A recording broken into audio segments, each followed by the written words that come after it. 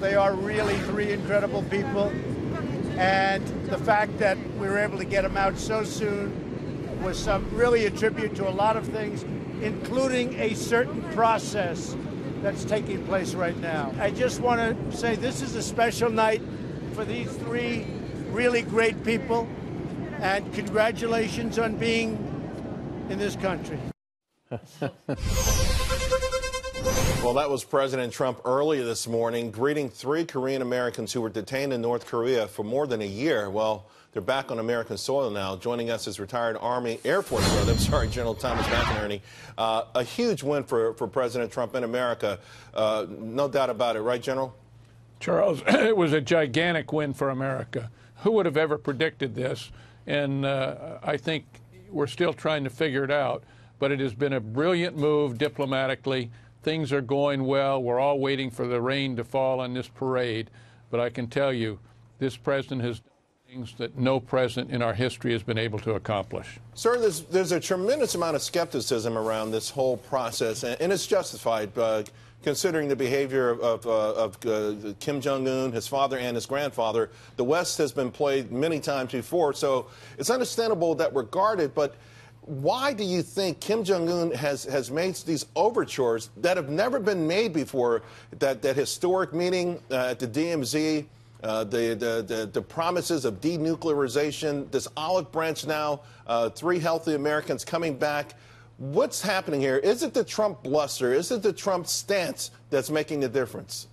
I think it's all of the above, in addition to the way the mainstream media has played the president so incompetent and said all these bad things about him.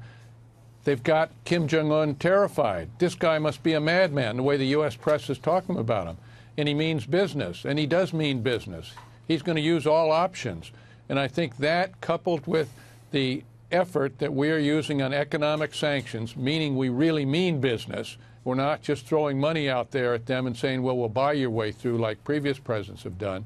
They know he means business, and they better solve the problem. Speaking of meaning business, I've got the next one for you, General. I want to ask you about these Israel striking these Iranian targets in Syria. How much worse do you see this getting? I see it getting a lot worse, Charles. The fact is, one of the reasons Secretary Mattis said we canceled the JCPOA was because of the terrorist activity that Iran was spreading throughout the whole region, the Arabian Peninsula. This has been building up. I think the Israelis are very aware of it. They've been afraid of it, and they're now starting to hit targets where they see the buildup coming that's going to attack Israel, and the IDF is moving out, and it is a very serious situation. General, we see, though, where the folks, the mullahs and those in charge in Iran, they'll have some serious issues in their own country, and they're trying to quell this by reigniting, death to America. Does that also play a role with these sort of campaigns to sort of re-energize the animosity toward Israel? Like, hey, don't worry about your conditions in Iran. We've got enemies abroad, America and Israel. Yeah, that's what they're trying to do, the threat abroad. It's classical way these governments, authoritarian and governments work. But the fact is, I don't think it's going to work as effectively now. There's a unity going on in the Middle East with Israel and its Arab neighbors, who are all concerned about the Shia crescent that's sweeping across the Arabian Peninsula.